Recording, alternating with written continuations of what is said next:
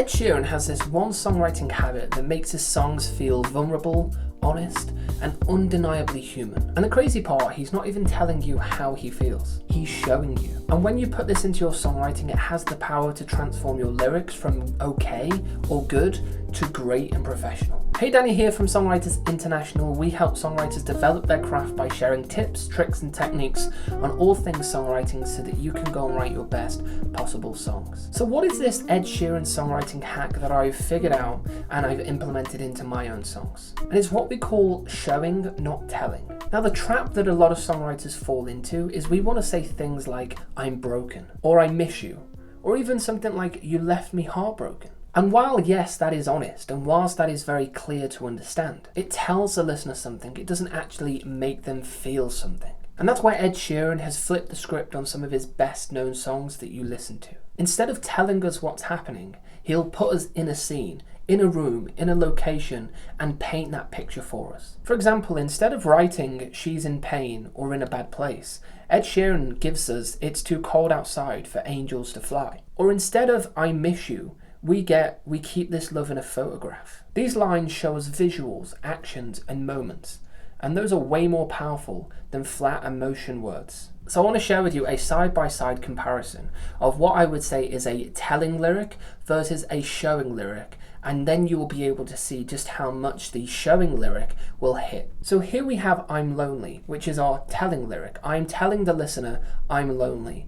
Then we change that lyric to show, which is the pillow on your side of the bed remains untouched. The next example here is our telling lyric, which would be I'm sad, versus the showing lyric of this, which would be the river is flowing down my face. Now, which one paints the picture? Which one tells a story? Which one actually gets you thinking as a listener? It's the one where I show you an incident, a location, a place. Let's look at that famous breakthrough song, which is 18 by Ed Sheeran, which is an incredible song and was the first song that I stumbled across when I first found Ed Sheeran. Now, in this lyric, Ed Sheeran never actually says that the girl Angel, which he wrote about, is struggling, or that she's depressed, or that she's in a very hard place. He will show you through the lyrics, which makes it clear. He has lyrics like white lips, pale face, breathing in the snowflakes, or crumbled lungs, and they scream, the worst things in life come free to us. And again, it's poetic. It creates a visual because you can see it. You don't have to be told it. And the powerful thing about this is it leaves it up to the imagination of the listener. And it respects the listener. It invites them into the world. It invites them into the story.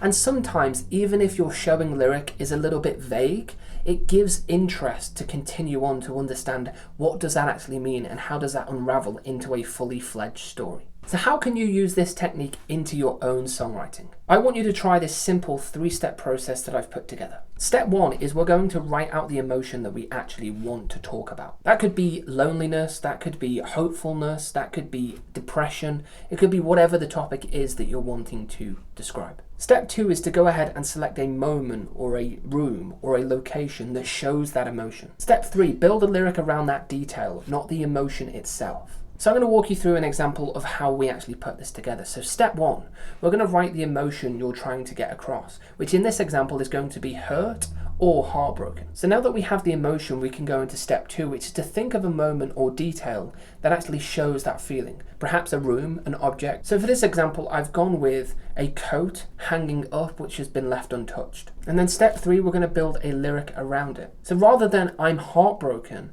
which would be the telling lyric, we're going to change it to your coat's still hanging on the back of the chair. Now that hits. And one more final example of a beautiful song by Ed Sheeran, which is called Visiting Hours, which is a song that he wrote about one of his friends that he lost and how he wished heaven had visiting hours to go and visit them. Now, instead of saying I miss you, or I'm grieving, or I'm lost without you, Ed writes the lyric, I wish that heaven had visiting hours.